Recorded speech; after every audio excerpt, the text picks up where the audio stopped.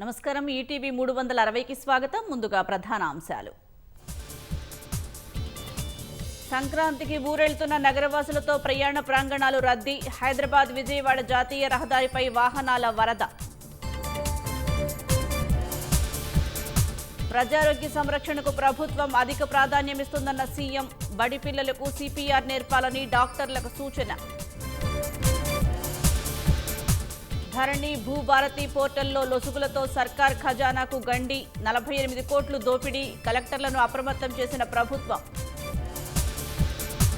Paper లీకేజీపై డీజీపీకి ఫిర్యాదు చేయనున్న అగ్రివర్సిటీ పాలక మండలి. బాధ్యులైన 35 మందిని విధుల నుంచి తొలగించాలని నిర్ణయం.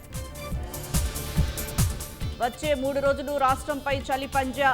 ప్రయాణాల వేళ శీతల గాలులతో వణుకుతున్న ప్రజలు. సోమనాథ్ క్షేత్రంలో ఆధ్యాత్మిక వెలుగులు.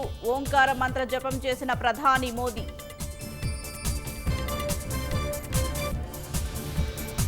మరింత హింసాత్మకంగా మారిన ఇరాన్లో ఆందోళనలు. ఇప్పటివరకు 72 మంది మృతి, 2300 మంది అరెస్ట్.